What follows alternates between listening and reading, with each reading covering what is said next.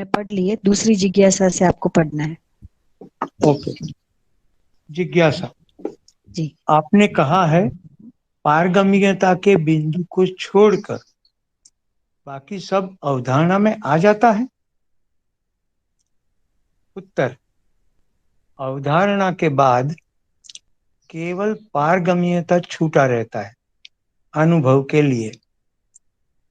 पारगम्यता आने से हमारे में दूसरे को समझने का ताकत आ गया। अभी दूसरे को समझना कहाँ बनता है? दूसरे को न समझना से अपने को ही विद्वान मानना बनता है। इतना ही बात है। आगे पढ़ूं? जी भैया, हम लोग ऐसा कर रहे हैं, इसमें जितनी भी स्पष्टता पढ़ने वाले को हुई है वो अपना रखेंगे और बाकी भैया उसमें कुछ ऐड करेंगे। तो आप ये मैंने स्पष्टता। पढ़ा है तो करो ऐसा। जी जी जी। मुझे ऐसा स्पष्ट हुआ कि पारगम्यता से दूसरे को समझने की संभावना बढ़ती है। जब तक इस संभावना को हम एक्सप्लोर ना करें तो हम खुद को ही सही माने रहते हैं। मैं ही सही हूँ, मैं ही सभी जानता हूँ। इसी अर्थ में शायद कहा है कि अपने को ही विद्वान मानना बनता है। तो पारगम्यता होने से अनुभव के लिए हमारा रास्ता प्रशस्त हो जाता है अगर हम समझने की कोशिश करें, क्योंकि दूसरे को समझने की ताकत हमारे पास है ही। मेरे अपने अंदर से ऐसी स्पष्टता हो रही है कि जब हम ध्यान देते हैं तभी समझ पाते हैं। हम स्वयं में इतने उलझे रहते हैं कि दूसरे के प्रति ध्यान नहीं जाता। तो क्या हो रहा है, क्या कहा गया है, क्या संदर्भ है, उसके प्रति अगर ध्यान जाए, और महत्वपूर्ण ध्यान तो ये जाए कि ये जो भी कर रहा है वो भी सुखी होने के लिए कर रहा है।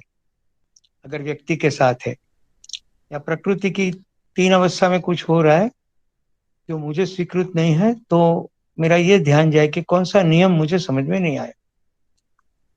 तो वो समझने की चेष्टा व्यक्ति और मानवीय प्रकृति में होगी तो अपना रास्ता ठीक होगा। धन्यवाद।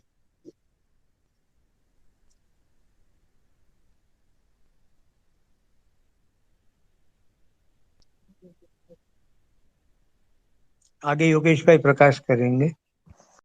जी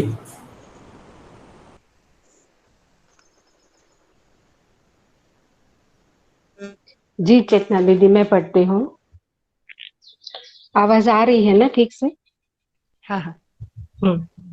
जिज्ञासा मध्यस्थ क्रिया का जो बोध है उसे 1978 और 2003 के व्यवहार दर्शन में आपने लिखा है, आत्मबोध तथा सत्यबोध ही आध्यात्मिक उपलब्धि है।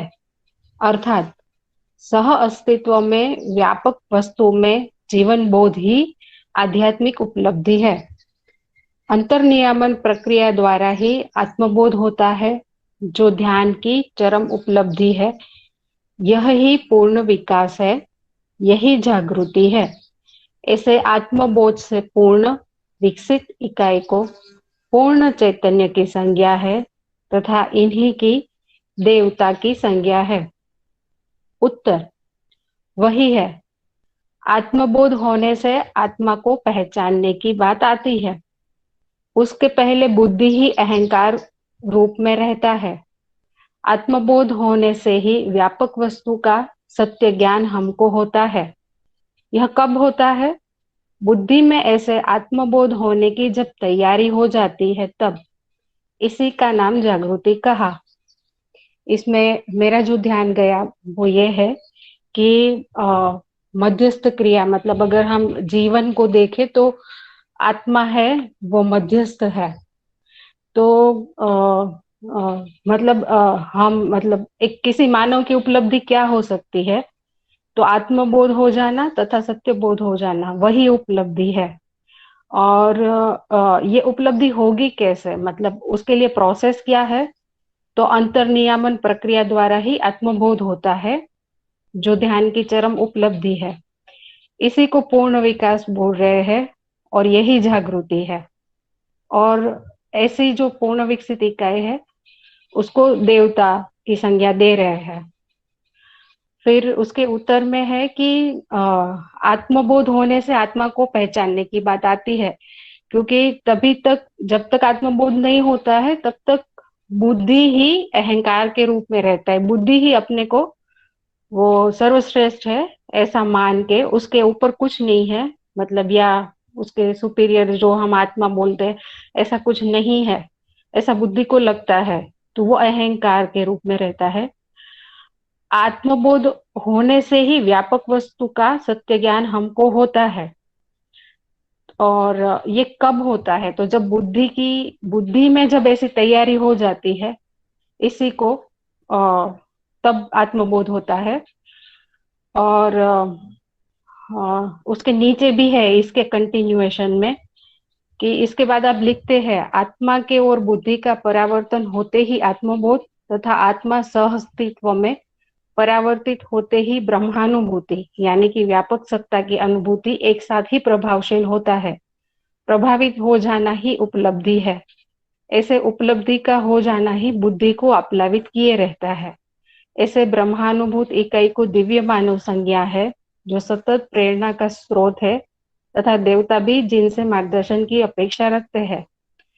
तो ऐसा ध्यान मेरा जा रहा है कि जब बुद्धि में आत्मबोध की तैयारी हो जाती है, उसी समय बुद्धि का प्रत्यावर्तन आत्मा में, और उसी समय आत्मा का प्रत्यावर्तन जो है वो व्यापक में होता है। मतलब आत्मबोध और जो ब्रह्मानुभूति यानी व्यापक सत्ता की अनुभूति है वो एक साथ ही जीवन में होता है।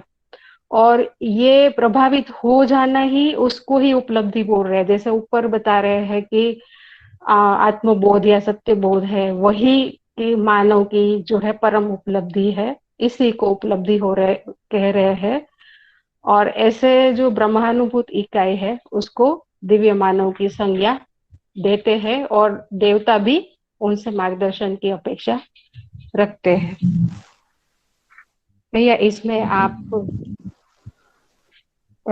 कुछ और आप इसमें जोड़ना चाहे भैया? ठीक है दीदी, और कोई? हाँ, और कोई जोड़ना चाहेंगे?